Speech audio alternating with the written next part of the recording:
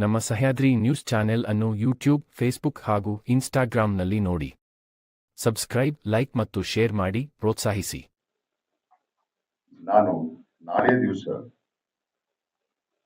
ಮೈಸೂರಿನಲ್ಲಿ ನೈಋತ್ಯ ಪದವೀಧರ ಕ್ಷೇತ್ರದ ಅಭ್ಯರ್ಥಿಯಾಗಿ ಕಾಂಗ್ರೆಸ್ ಪಕ್ಷದಿಂದ ಬೆಳಿಗ್ಗೆ 11 ಗಂಟೆಗೆ ನಾಮಪತ್ರವನ್ನು ಸಲ್ಲಿಸ್ತಾ ಇದ್ದೇನೆ. ಅದರ ಪೂರ್ವಭಾವಿಯಾಗಿ ಸಂಬಂಧಪಟ್ಟಂತ ಮತದಾರರನ್ನ, ಅವರ ಸಮೂಹವನ್ನ ತಲುಪುವಂತ ಪ್ರಯತ್ನವನ್ನ ಮಾಡ್ತಾ ಇದ್ದೇನೆ. ಈ ಬಾರಿ ಅತ್ಯಂತ ಒತ್ತಡದ ಚುನಾವಣೆ ಇದು. 7ನೇ ತಾರೀಕು ಲೋಕಸಭಾ ಚುನಾವಣೆ ಮುಗಿದಿದೆ. ವಿಧಾನ ಪರಿಷತ್ ಚುನಾವಣೆಗಳು ಘೋಷಣೆಯಾಗಿದೆ. ನಾಳೆಗೆ ಮತಪತ್ರ ಸಲ್ಲಿಸೋದಕ್ಕೆ, ನಾಮಿನೇಷನ್ ಸಲ್ಲಿಸೋದಕ್ಕೆ ಕೊನೆಯ ದಿನ. ಸ್ಕ್ರೂಟಿನಿ ವಿತ್ ಟ್ರಯಲ್ ಎಲ್ಲ ಮುಗಿಯೋದು 20ನೇ ತಾರೀಕು. 3ನೇ ತಾರೀಕು ಚುನಾವಣೆ. ಅದಕ್ಕೆ ಕೇವಲ 12 ದಿನಗಳು ಮಾತ್ರ ಅತ್ಯಂತ ಒತ್ತಡವನ್ನ ನಮ್ಮ ಮೇಲೆ ಹೇರಿದಂತಾಗಿದೆ. 5 ಜಿಲ್ಲೆಗಳು: ಕೊಡಗು, ಚಿಕ್ಕಮಗಳೂರು, ಶಿವಮೊಗ್ಗ, ಉಡುಪಿ, ಮಂಗಳೂರು, ದಾವಣಗೆರೆಯ 3 ತಾಲೂಕುಗಳು. ಸುಮಾರು 84,000 ಮತದಾರರು ಪದವೀಧರರಿಗೆ, ಸುಮಾರು 24,000 ಜನ ಶಿಕ್ಷಕ ಅಭ್ಯರ್ಥಿಗಳಿಗೆ ಮತದಾರರು. ಬಹಳ ವಿಸ್ತಾರವಾದಂತಹ ಈ ಕ್ಷೇತ್ರದಲ್ಲಿ ಸಿಕ್ಕ ಕಾಲಾವಧಿಯಲ್ಲಿ ವ್ಯಕ್ತಿಗತವಾಗಿ ಸಂಪರ್ಕ ಮಾಡೋಕೆ ಅಸಾಧ್ಯ ಅನ್ನುವಂತ ಪರಿಸ್ಥಿತಿ ಇದೆ. ಆದರೂ ಕೂಡ ಪಕ್ಷಗಳ ಮೂಲಕ, ಸಂಘಟನೆ ಮೂಲಕ ಸಾಧ್ಯವಾದಷ್ಟು ವ್ಯಕ್ತಿಗತವಾಗಿ ಮತದಾರನ ಮುಟ್ಟುವಂತ ಪ್ರಯತ್ನವನ್ನ ನಾವು ಮಾಡ್ತಾ ಇದ್ದೀವಿ. ಬದುಕಿನ ದೊಡ್ಡ ಪ್ರಶ್ನೆ ಆಗಿರ್ತಕ್ಕಂಥ ನಿವೃತ್ತಿ ವೇತನ, ಲಕ್ಷಾಂತರ ಜನರ ಬಾಳಂಚಿನ ಕೊನೆಯ ದಿನಗಳ ಭದ್ರತೆಯ ಭಾವನೆ ಏನಿದೆ, ಅಭದ್ರತೆಯ ಭಾವನೆ, ಅದನ್ನ ರಕ್ಷಣೆ ಮಾಡೋಕೆ ನಾನು ಸದನದಲ್ಲಿ ಹೋರಾಟ ಮಾಡಿದ್ದನ್ನ ನೆನಪಿಸಿಕೊಂಡು ಅವರೇ ನನಗೆ ಹೇಳಿದ್ದಾರೆ. ಅತಿಥಿ ಶಿಕ್ಷಕರಿರ್ಬಹುದು, ಅತಿಥಿ ಉಪನ್ಯಾಸಕರಿರ್ಬಹುದು, ಅರಣ್ಯ ಇಲಾಖೆಯವರು, ವಿಶೇಷವಾಗಿ ಔರಾದ್ಕರ್ ವರದಿಯಿಂದ ವೇತನ ತಾರತಮ್ಯ ನೊಂದಿರ್ತಕ್ಕಂಥ ಪೊಲೀಸ್ ಇಲಾಖೆಯ ಪೊಲೀಸರು, ಅವರು ಸಂಘಟಿತರಾಗಿ ಎಲ್ಲೂ ಹೊರಗಡೆ ತಮ್ಮ ನೋವನ್ನು ಹೇಳ್ಕೊಳಕ್ ಸಾಧ್ಯವೇ ಇಲ್ಲ. ಅವರ ಧ್ವನಿಯಾಗಿ ಸದನದಲ್ಲಿ ನಾನು ನಿಂತದ್ದನ್ನ, ಶಿಕ್ಷಣ ಕ್ಷೇತ್ರದ ಪಾಲಿಸಿಗಳಿಂದ ಉಂಟಾದಂತ ಗೊಂದಲಗಳು, ಪ್ರಮೋಷನ್ಗಳು, C&R, ವರ್ಗಾವಣೆಯ ಸಮಸ್ಯೆ, ಈ ತರ ಎಲ್ಲ ಇಲಾಖೆಗಳಿದ್ದಂತ ನೌಕರರ ಸಮಸ್ಯೆ ಪರವಾಗಿ ನಾನು ಗಟ್ಟಿ ಧ್ವನಿಯಾಗಿ ಕೆಲಸವನ್ನ ಮಾಡಿದ್ದೇನೆ. ನನ್ನದೇ ಸರ್ಕಾರ ಇದ್ದಾಗ ಕೂಡ ಹಿಂದೆ ಅತಿಥಿ ಉಪನ್ಯಾಸಕರಿಗೋಸ್ಕರ ಅವರ 6 ತಿಂಗಳ ವೇತನವನ್ನು ಕೊಡಿಸಬೇಕು ಅಂತ ಹೇಳಿ ದೇಶದಲ್ಲೇ ಮೊದಲನೇ ಬಾರಿ ಸಂಸದೀಯ ವ್ಯವಸ್ಥೆಯೊಳಗೆ ಆಡಳಿತ ಪಕ್ಷದ ಸದಸ್ಯನೊಬ್ಬ ತನ್ನದೇ ಸರ್ಕಾರದ ವಿರುದ್ಧ ಸದನವನ್ನ ತಡೆ ಹಿಡಿದು ಕಲಾಪವನ್ನ ಸ್ಥಗಿತಗೊಳಿಸಿ ಮುಖ್ಯಮಂತ್ರಿಗಳೇ ಸ್ವತಃ ಬಂದು ಬೇಡಿಕೆ ಈಡೇರಿಸುವವರೆಗೆ ಮಾಡಿದಂತಹ ಹೋರಾಟ ಒಬ್ಬ ಆಡಳಿತ ಪಕ್ಷ ಸದಸ್ಯನಾಗಿ ಬಹಳ ಅಪರೂಪದ ಪ್ರಕರಣ ಇದೆ. ಇದು ಅತ್ಯಂತ ಭರವಸೆಯನ್ನ ನೌಕರರ ಮನಸ್ಸಿನಲ್ಲಿ ಕೊಟ್ಟಿದೆ.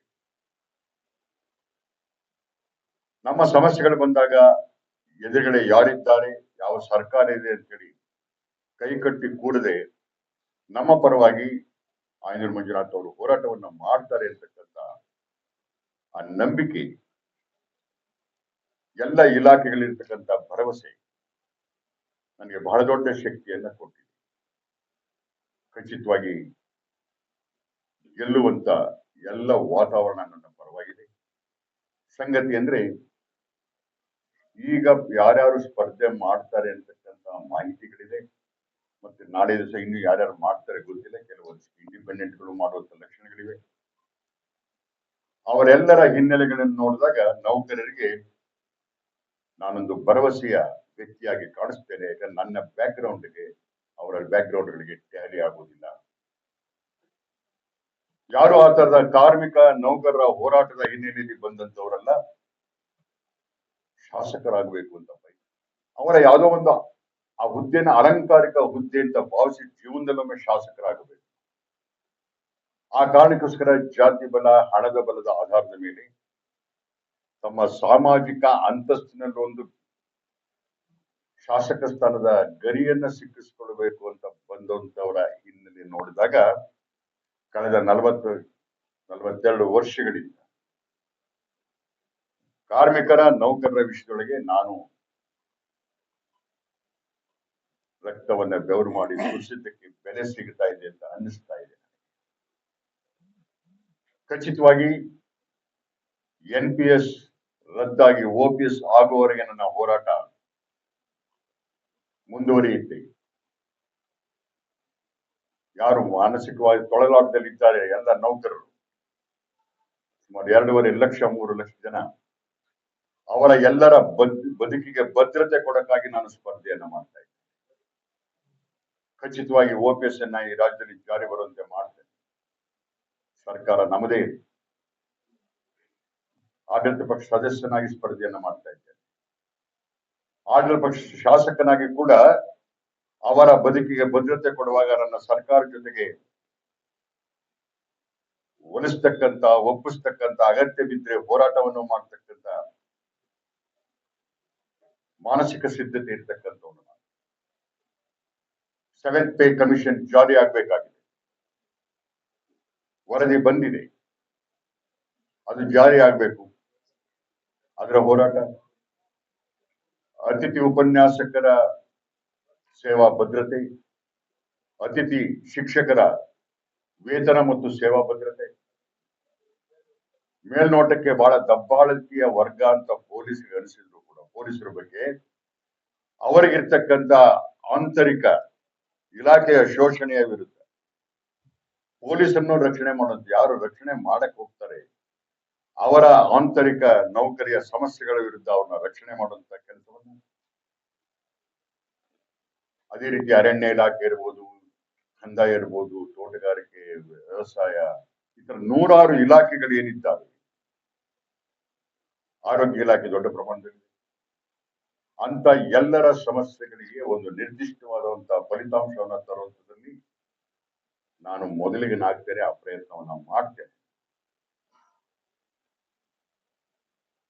ನನ್ನ ಹೋರಾಟದ ಹೆಜ್ಜೆಗಳ ಆಧಾರದ ಮೇಲೆ ಮತವನ್ನ ಕೇಳ್ತೇನೆ. ಜಾತಿಯ ಆಧಾರದ ಮೇಲೆ ಕೇಳುವುದಿಲ್ಲ, ಹಣದ ಆಧಾರದ ಮೇಲೆ ಕೇಳುವುದಿಲ್ಲ.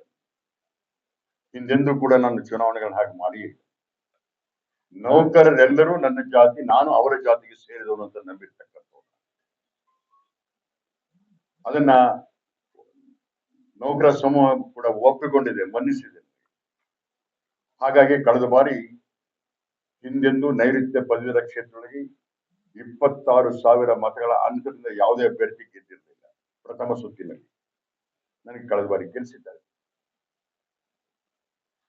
ಗೆಲ್ತೇನೆ ಅಂತಕ್ಕಂಥ ವಿಶ್ವಾಸ ಇದೆ. ಗೆದ್ದ ನಂತರ ನೌಕರರ ಮತದ ಮೌಲ್ಯ ತೀರಿಸುವಂತ ರೀತಿಯಲ್ಲಿ ಫಲಿತಾಂಶ ತರುವಂತ ಭರವಸೆ ನಾನು ನನ್ನ ಪದವೀಧರ ಮತದಾರರಿಗೆ ಕೊಡ್ತೇನೆ. ಪದವೀಧರರಾಗಿದ್ದು ಉನ್ನತ ಶಿಕ್ಷಣ ಪಡೆಯುವಾಗ ಮಾಡಿಕೊಂಡಂತ ಶೈಕ್ಷಣಿಕ ಸಾಲ, ಎಜುಕೇಶನ್ ಲೋನ್, ಉದ್ಯೋಗ ಸಿಗದೆ ನಿರುದ್ಯೋಗಿಗಳಾಗಿರೋ ಸಂದರ್ಭದೊಳಗೆ ಆ ಲೋನ್ ರಿಕವರಿಗೆ ಹಣ ಕೊಟ್ಟಂತ ಆರ್ಥಿಕ ಸಂಸ್ಥೆಗಳು ನೋಟಿಸ್ಗಳನ್ನ, ಹರಾಜುಗಳನ್ನ ಮಾಡ್ತಾ ಇದ್ದಾರೆ. ಆ ಉನ್ನತ ಶಿಕ್ಷಣವನ್ನ ಪಡೆದುಕೊಂಡಂತ ಮಧ್ಯಮ ವರ್ಗದ ಅಥವಾ ಬಡವರ ಮಗ ಸಾಲ ಕಟ್ಟದೆ ನೆನೆಗೆ ಶರಣಾಗಬಾರದು. ಅವನು ಗಳಿಸಿದಂತ ಜ್ಞಾನ ಭಂಡಾರ ಈ ಸಮಾಜದ, ದೇಶದ ಆಸ್ತಿ. ಯಾವ್ಯಾವುದೋ ಸಾಲವನ್ನ ಮನ್ನಾ ಮಾಡ್ತೀವಿ ಸರ್ಕಾರ, ಅದು ಕೈಗಾರಿಕೆಗಳಿರ್ಬೋದು, ಬೇರೆ ಬೇರೆ ಮನ್ನಾಗಳು, ರಿಯಾಯಿತಿಗಳು. ಅಂತ ಸಂದರ್ಭದಲ್ಲಿ ಅದೇ ರೀತಿಯ ಸ್ವರೂಪದಲ್ಲಿ ಶೈಕ್ಷಣಿಕ ಸಾಲ ಪಡೆದುಕೊಂಡಂತ ಆ ಯುವಕರ ಸಾಲ ಮನ್ನಾ ಅಥವಾ ಬಡ್ಡಿ ರಹಿತವಾದಂತ ಸಾಲ ಮಾರ್ಪಡಿಸುವಂತ ಪ್ರಯತ್ನವನ್ನು ಹಿಂದೂ ಕೂಡ ಮಾಡಿದ್ದೇನೆ. ಸರ್ಕಾರಗಳು ಒಪ್ಪಿಲ್ಲ, ಆದ್ರೆ ಬರೋ ದಿನಗಳಲ್ಲಿ ಅದನ್ನ ಖಂಡಿತವಾಗಿ ಮಾಡುವಂತ ಎಲ್ಲ ಪ್ರಯತ್ನವನ್ನು ಮಾಡ್ತೇನೆ. ಶಿಕ್ಷಣ ಕ್ಷೇತ್ರದೊಳಗೆ ಭ್ರಷ್ಟಾಚಾರ, ಗೊಂದಲಗಳು, ಅವೆಲ್ಲವರ ವಿರುದ್ಧ ನೌಕರನ ರಕ್ಷಣೆ ಮಾಡುವಂತ ಕೆಲಸಕ್ಕೆ ನಂದು ಪ್ರಥಮ ಆದ್ಯತೆ ಇದೆ. ಈ ಎಲ್ಲ ಹಿನ್ನೆಲೆಯಲ್ಲಿ ನಾನು ಕೈ ಮುಗಿದು ಎಲ್ಲ ಪದವೀಧರರನ್ನ ನಾನಾ ವೃತ್ತಿಯಲ್ಲಿ ಇರಬಹುದು, ವಕೀಲರಾಗಿ, ಡಾಕ್ಟರ್ಸ್ ಆಗಿ, ಇಂಜಿನಿಯರ್ಸ್, ಲೆಕ್ಚರರ್ಸ್, ಟೀಚರ್ಸ್, ಸ್ವಯಂ ಉದ್ಯೋಗಿಗಳು, ಆ ತರ ಎಲ್ಲ ರೀತಿಯ ಪದವೀಧರರಿಗೆ ಕೈ ಮುಗಿದು ತಮ್ಮ ಮೂಲಕ ಪ್ರಾರ್ಥನೆಯನ್ನ ಮಾಡ್ತೇನೆ. ದಯಮಾಡಿ ಯಾವುದೇ ಗೊಂದಲಗಳಿಗೆ ಒಳಗಾಗದೆ, ಪ್ರಚಾರಕ್ಕಿಂತ ಅಪಪ್ರಚಾರಗಳಿಗೆ ಹೆಚ್ಚು ಒಳಗಾಗದೆ, ಬಲಿಯಾಗದೆ ನನಗೆ ತಮ್ಮ ಮತವನ್ನ ಕೊಡಿ. ಹಿಂದೆಂದೂ ಕೂಡ ತಮ್ಮ ವಿಶ್ವಾಸಕ್ಕೆ ಧಕ್ಕೆ ಆಗೋ ರೀತಿಯಲ್ಲಿ ಕೆಲಸವನ್ನ ಮಾಡಿಲ್ಲ ನಾನು ವಿಧಾನ ಪರಿಷತ್ತಿನಲ್ಲಿ. ತಮ್ಮ ನಿರೀಕ್ಷೆಯನ್ನ ಮುಟ್ಟುವಂತ ಎಲ್ಲ ಪ್ರಯತ್ನವನ್ನ ಪ್ರಾಮಾಣಿಕವಾಗಿ ಮಾಡ್ತೇನೆ. ತಾವೆಲ್ಲ ಪ್ರಜ್ಞಾವಂತ ಸಮೂಹ, ತಾವು ಯಾರು ತಮಗೆ ಏನನ್ನು ಹೇಳಿಕೊಡ್ಬೇಕಾಗಿಲ್ಲ. ಸ್ಪರ್ಧೆಗೆ ಬರತಕ್ಕಂತ ಎಲ್ಲ ಅಭ್ಯರ್ಥಿಗಳನ್ನು ನನ್ನ ಒಂದು ಸಾರಿ ಇಟ್ಟು ತುಲನೆ ಮಾಡಿ ನೋಡಿ. ನಾನು ಅನುಕಂಪದ ಮತವನ್ನು ಕೇಳುವುದಿಲ್ಲ, ಜಾತಿ ಮತಗಳನ್ನು ಕೇಳುವುದಿಲ್ಲ, ಹಣದ ಆಧಾರದ ಮೇಲೂ ಕೇಳುವುದಿಲ್ಲ. ಅರ್ಹನಿದ್ದೇನೆ ಅಂತ ತಮಗೆ ಮನವರಿಕೆಯಾದರೆ ಅವರಿಗೆ ಹೋಲಿಕೆ ಮಾಡಿದ್ದಾರೆ, ದಯಮಾಡಿ ಕೊಡಿ ಅನ್ನಂತ ಪ್ರಾರ್ಥನೆಯನ್ನ ತಮ್ಮ ಮೂಲಕ ಮಾಡ್ತೇವೆ. ಯಾರ ಬಗ್ಗೆ ಕೇಳ್ತಾ ಇದ್ದೀನಿ? ದಿನೇಶ್ ಅವ್ರನ್ನ ಕೊನೆಯ ಬಗ್ಗೆ ನನ್ನ ಪ್ರಶ್ನೆ ಬರೋದಿಲ್ಲ. ಅನೌನ್ಸ್ ಆದಂತ ಸಂದರ್ಭ, ಎರಡನೇ ಹಂತದ ಲೋಕಸಭಾ ಚುನಾವಣೆ ಅಭ್ಯರ್ಥಿಗಳ ಪಟ್ಟಿ ಏನಾಯ್ತು ದಾವಣಗೆರೆ ಇತ್ಯಾದಿ, ಅವತ್ತಿನ ದಿವಸ ನಂದಾಗಿತ್ತು ಲೋಕಸಭಾ ಚುನಾವಣೆ ತಯಾರಿಯ ಮಧ್ಯೆ. ಅದಾದ ನಂತರ ಅವರೇ ಒಂದು ಪತ್ರಿಕಾ ಹೇಳಿಕೆಯನ್ನು ಹೇಳಿದ್ರು, ನಾನು ಪ್ರಯತ್ನ ಮಾಡ್ತಾ ಇದ್ದೇನೆ ಬದಲಾಯಿಸೋಕ್ಕೋಸ್ಕರ, ಕೆಪಿಸಿ ಅಧ್ಯಕ್ಷರು ನನಗೆ ಹೇಳಿದ್ದಾರೆ ಅನ್ನೋದನ್ನ ಪತ್ರಿಕಾ ಪ್ರಕಟಣೆಗಳ ಮೂಲಕ ಪತ್ರಿಕಾಗೋಷ್ಠಿಯಲ್ಲಿ ಹೇಳಿದ್ರು. ನಾನು ಬಹಳ ಸಹಜವಾಗಿ ಹೆಲ್ತಿ ಕಾಂಪಿಟೇಷನ್ ಇರಲಿ ಅಂತ ಅವರ ಪ್ರಯತ್ನವನ್ನ ಮಾಡಲಿ ಅಂತಾನೆ ಬಿಟ್ಟಿದ್ದೆ. ಅವರ ಪ್ರಯತ್ನ ಮಾಡ್ತಾ ಇರುವಾಗ, ಅವರೇ ಹೇಳಿರುವಾಗ, ನಾನು ಪ್ರಯತ್ನ ಮಾಡ್ತೇನೆ, ಕೊನೆಯ ಗಳಿಗೆಯಲ್ಲೂ ಬದಲಾವಣೆ ತರ್ತೇನೆ ಅಂತ ಅವ್ರು ಹೇಳ್ತಾ ಇರುವಾಗ, ನಾನು ಹೋಗಿ ನೀವು ಪ್ರಯತ್ನ ಮಾಡ್ಬೇಡಿ, ನನಗೆ ಬೆಂಬಲ ಕೊಡಿ ಅಂತ ಕೇಳುವುದು ಅಷ್ಟೊಂದು ಸೌಜನ್ಯಕರ ಅಲ್ಲ. ಅವರ ಪ್ರಯತ್ನಗಳೆಲ್ಲ ಮುಗಿದ ನಂತರ ನಾನು ಜಿಲ್ಲಾಧ್ಯಕ್ಷರು ಅವರ ಮನೆಗೆ ಹೋಗಿ ಅವ್ರ ಜೊತೆ, ಅವ್ರ ಮನೆಗೆಲ್ಲ ಹೊರಗಡೆ ಕರೆದು ಕೂತ್ಕೊಂಡು ಮಾತನಾಡಿದ್ದೇವೆ. ಪಕ್ಷದ ರಾಜ್ಯದ ಕಾರ್ಯಾಧ್ಯಕ್ಷರು ಮಾತನಾಡಿದ್ದಾರೆ, ಜಿಲ್ಲಾಧ್ಯಕ್ಷರು 3-4 ಬಾರಿ ಮಾತನಾಡಿದ್ದಾರೆ, ಪಕ್ಷದ ಪ್ರಮುಖರೆಲ್ಲರೂ ಮಾತನಾಡಿದ್ದಾರೆ. ಅವರಿಗೆ 2 ಬಾರಿ ನನಗೆ ಕೊಟ್ಟಿದ್ರು, 3ನೇ ಬಾರಿ ಬೇಕಿತ್ತು ಅಂತ ಹೇಳುವಂಥದ್ದು ಸಹಜವಾದಂತ ಅಪೇಕ್ಷೆ ಇದ್ದೇ ಇರುತ್ತೆ. ಆದ್ರೆ ಇನ್ನೊಂದು ದೊಡ್ಡ ಬೇರೆಯವ್ರ ಪ್ರಯತ್ನ ಮಾಡಿದ್ರು, 2 ಸಾರಿ ಕೊಟ್ಟಿದ್ದೆಲ್ಲ ವಿಫಲರಾಗಿದ್ದಾರೆ, ಅವ್ರೇನ್ ಗೆಲ್ಲೋ ತನಕನೂ ಕೊಡ್ತಾ ಇರ್ಬೇಕಾ ಅನ್ನೋಂಥ ಪ್ರಶ್ನೆ ಬೇರೆ ಇಟ್ಟಿದ್ದಾರೆ. 2 ಬಾರಿ ಕೊಟ್ಟಿದ್ರ ಬಗ್ಗೆ 3ನೇ ಬಾರಿ ಕೊಡಬಾರ್ದು ಅಂತ ಹೇಳ್ತಿಲ್ಲ. ಒಂದು ವ್ಯಕ್ತಿಗೆ ನೀವು 2 ಚಾನ್ಸ್ ಕೊಟ್ಟಿದ್ದೀರಿ, ಅಲ್ಟಿಮೇಟ್ಲಿ ಚುನಾವಣೆ ವಿನ್ನಬಿಲಿಟಿಯ ಪ್ರಶ್ನೆ ಇದೆ ಅನ್ನೋದು ಚರ್ಚೆ ಇದೆ. ಇಷ್ಟಾದ ಮೇಲೂ ಕೂಡ ದಿನೇಶ್ ಅವರ ಬಗ್ಗೆ ನಾನು ಅವರು ಬಹಳ ಆತ್ಮೀಯಗೆ ಮನೆಯನ್ನ ಕೂತ ಕೂಡ ಮಾತನಾಡಿದ್ದೇವೆ. ಅದ್ಯಾವುದೋ ಅವರ ಪ್ರಶ್ನೆಗಳಿಗೆ ಉತ್ತರವನ್ನ ಕೊಡೋ ಕಾಲ ಇದಲ್ಲ. ಆ ಕಾರಣಕ್ಕೋಸ್ಕರ ಅವರು ವಾಪಸ್ ಬರ್ತಾರೆ ಅಂತಕ್ಕಂಥ ನಂಬಿಕೆ, ವಿಶ್ವಾಸ ನನಗಿದೆ. ಅವರೇ ಹೇಳ್ಕೊಂಡಿರೋ ಪ್ರಕಾರ ಅವ್ರ ನಂತರ ಪಕ್ಷಾಂತರ ಎಲ್ಲ ಪಕ್ಷ ನಿಷ್ಠರು, ಒಂದೇ ಪಕ್ಷಕ್ಕೆ ತಮ್ಮ ನಿಷ್ಠೆಯನ್ನ ಕಾದಿರಿಸತಕ್ಕಂಥವ್ರು ಪಕ್ಷದ ವಿರುದ್ಧ ಹೋಗೋದೇ ಇಲ್ಲ. ಅವ್ರು ನನಗಿಂತ ಹೆಚ್ಚು ಸಿದ್ಧಾಂತವಾದಿಗಳಾಗಿರೋದ್ರಿಂದ ಪಕ್ಷದ ವಿರುದ್ಧ ಬಂಡಾಯವನ್ನ ಮಾಡ್ತಾರೆ ಅಂತ ನನಗೇನು ಅನ್ಸೋದಿಲ್ಲ. ನಾಯಕರು ಹೇಳುತ್ತೆ, ಸಹಜ ಸ್ವಲ್ಪ ಬೇಸರ, ನಿರಾಶೆ ಇರುತ್ತೆ. ಅವರು ಮಾಡಕ್ ಹೋಗ್ಬಿಟ್ರೆ ಏನಾಗುತ್ತೆ, ನನ್ನ ಮೇಲೆ ಏನೇನು ಆಪಾದನೆ ಮಾಡಿದ್ರು ಅವೆಲ್ಲವೂ ಅವ್ರಿಗೂ ಮೆತ್ಕೊಂಡಂಗಾಗುತ್ತೆ. ಅವರ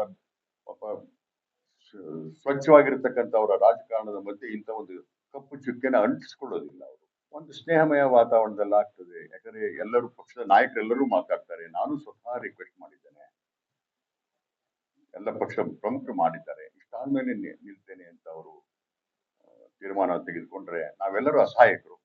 ಆ ಸ್ಪರ್ಧೆಯನ್ನ ಎದುರಿಸುವಂಥದ್ದು ಅನಿವಾರ್ಯ, ಎದುರಿಸ್ತೇವೆ.